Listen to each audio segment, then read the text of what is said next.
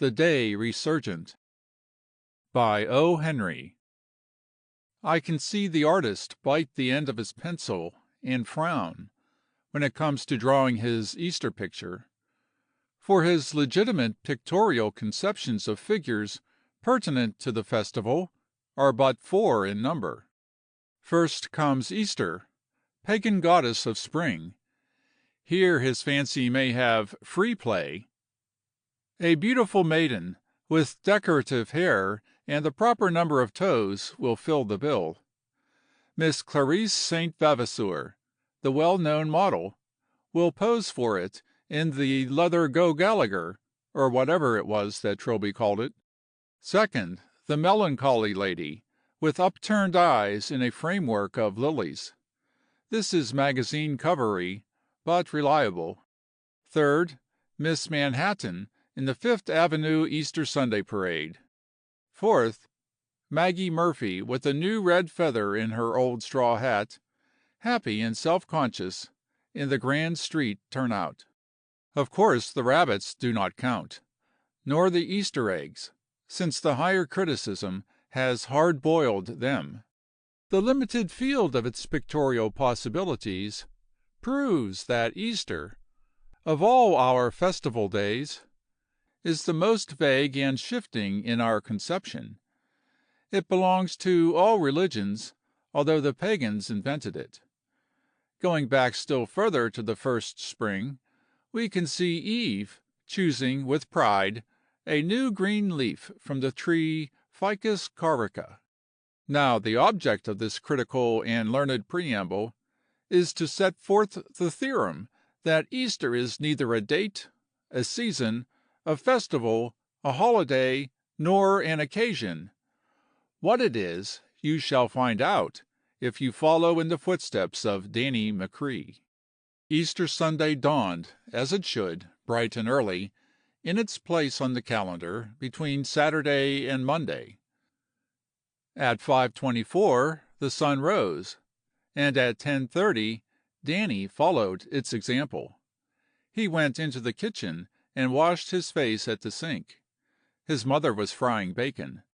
She looked at his hard, smooth, knowing countenance as he juggled with the round cake of soap, and thought of his father when she first saw him stopping a hot grounder between Second and Third 22 years before on a vacant lot in Harlem, where the La Paloma apartment house now stands.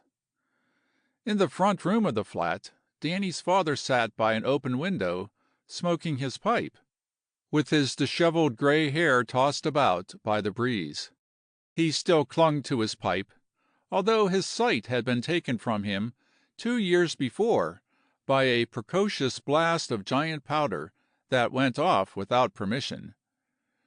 Very few blind men care for smoking, for the reason that they cannot see the smoke. Now, could you enjoy having the news read to you from an evening newspaper unless you could see the colors of the headlines? "'Tis Easter Day," said Mrs. Machree. "Scramble mine," said Danny. After breakfast, he dressed himself in the Sabbath morning costume of the Canal Street importing house dray chauffeur: frock coat, striped trousers, patent leathers, gilded trace chain across front of vest, and wing collar, roll brim derby, and butterfly bow from Schonstein's, between 14th Street and Tony's Fruit Stand, Saturday night sale. "You'll be going out this day, of course, Danny," said old man Machree, a little wistfully. "'Tis a kind of holiday, they say. Well, it's fine spring weather. I can feel it in the air." "Why should I not be going out?" demanded Danny in his grumpiest chest tones. "Should I stay in? Am I as good as a horse? One day of rest my team has a week. Who earns the money for the rent and the breakfast you've just eat, I'd like to know. Answer me that." "All right, lad," said the old man. "I'm not complainin'. While me 2 eyes was good, there was nothin' better to my mind than a Sunday out. There's a smell of turf and burnin' brush comin' in the windy. I have me tobaccy. A good fine day and risk to you, lad. Times I wish your mother had learned to read. so I might hear the rest about the hippopotamus. But let that be. Now what is this foolishness he talks of hippopotamuses? Asked Danny of his mother, as he passed through the kitchen. Have you been taking him to the zoo, and for what? I have not, said Mrs. McCrea. He sits by the windy all day. 'Tis little recreation a blind man among the poor gets at all. I'm thinking they wander in their minds at times. One day he talks of Greece without stopping for most of an hour. I looks to see if there's lard burning in the frying pan. There is not. He says I do not understand. 'Tis weary days, Sundays, and holidays and all, for a blind man, Danny. There was no better nor stronger than him when he had his two eyes. 'Tis a fine day, son. Enjoy yourself against the morning. There will be a cold supper at 6. Have you heard of any talk of a hippopotamus? Asked Danny of Mike, the janitor, as he went out the door downstairs. I have not, said Mike, pulling his shirt sleeves higher. But 'tis the only subject in the animal, natural, and illegal list of outrages I've not been complained to about these 2 days. See the landlord, or else move out if you like. Have ye hippopotamuses in the lease? No, then? It was the old man who spoke of it, said Danny. Likely there's nothing in it. Danny walked up the street to the avenue, and then struck northward into the heart of the district, where Easter, modern Easter, in new bright raiment, leads the Paschal March. Out of towering brown churches came the blithe music of anthems from the choirs. The broad sidewalks were moving parterres of living flowers. So it seemed when your eye looked upon the Easter girl. Gentlemen, frock-coated, silk-hatted, gardeniaed, sustained the background of the tradition. Children carried lilies in their hands. The windows of the brownstone mansions were packed with the most opulent creations of Flora, the sister of the Lady of the Lilies. Around a corner, white-gloved, pink-gilled, and tightly buttoned, walked Corrigan, the cop, shield to the curb. Danny knew him. Why, Corrigan, he asked, is Easter? I know it comes the first time you're full after the moon rises on the 17th of March. But why? Is it a proper and religious ceremony, or does the governor appoint it out of politics? 'Tis an annual celebration, said Corrigan, with the judicial air of the third deputy police commissioner. Peculiar to New York. It extends up to Harlem. Sometimes they has the reserves out at 125th Street. In my opinion, it's not political. Thanks, said Danny. And say, did you ever hear a man complain of hippopotamuses? When not specially in drink, I mean. Nothing larger than sea turtles, said Corrigan, reflecting. And there was wood alcohol in that. Danny wondered.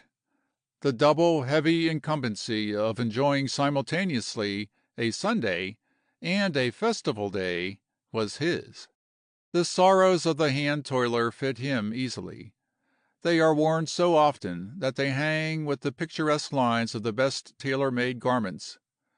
That is why well-fed artists of pencil and pen find in the griefs of the common people their most striking models. But when the Philistine would disport himself, the grimness of Melpomene herself attends upon his capers. Therefore Danny set his jaw hard at Easter, and took his pleasure sadly.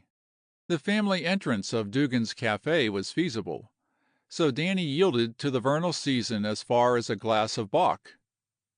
Seated in a dark, linoleumed, humid back room, his heart and mind still groped after the mysterious meaning of the springtime jubilee.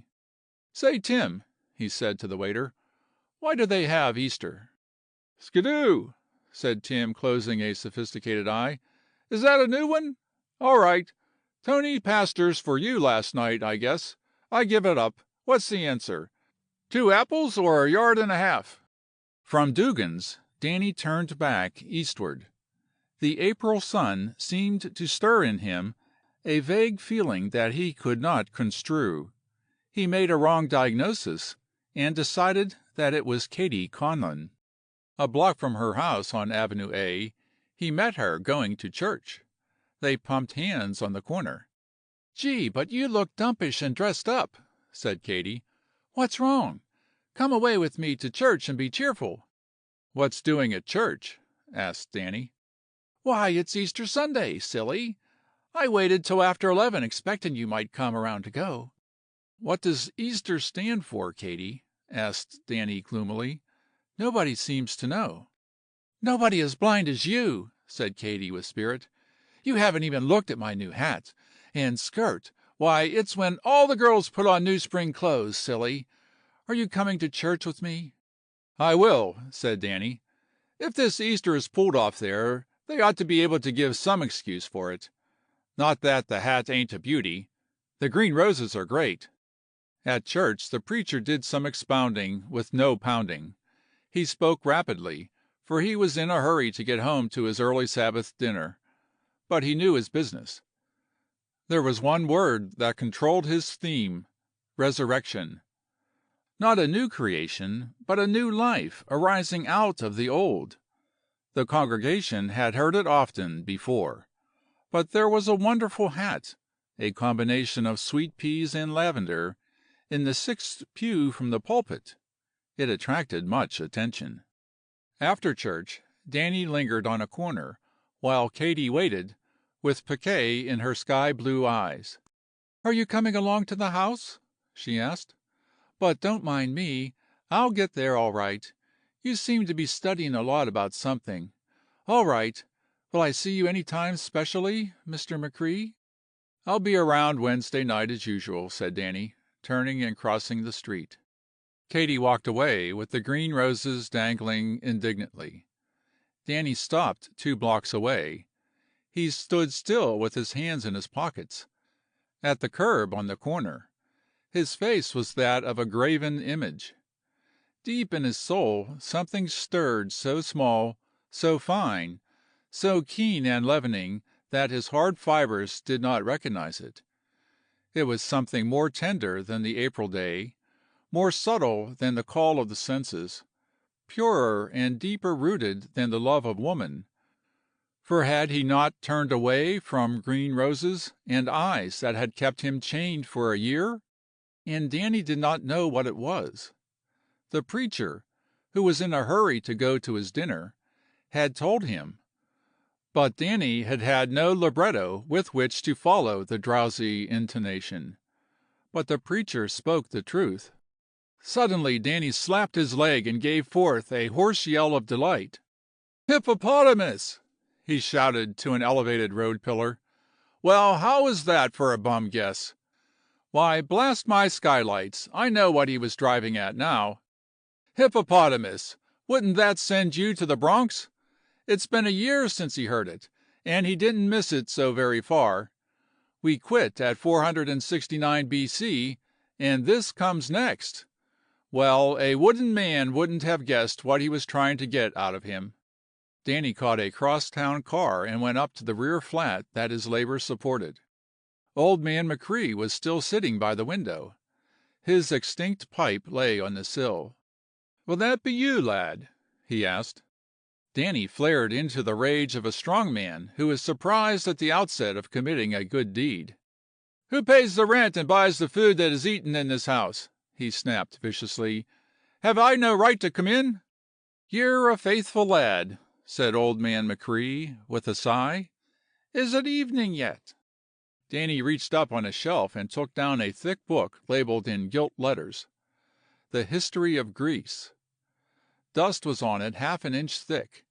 He laid it on the table, and found a place in it marked by a strip of paper. Then he gave a short roar at the top of his voice, and said, "Was it the hippopotamus you wanted to be read to about, then?" "Did I hear ye opened the book?"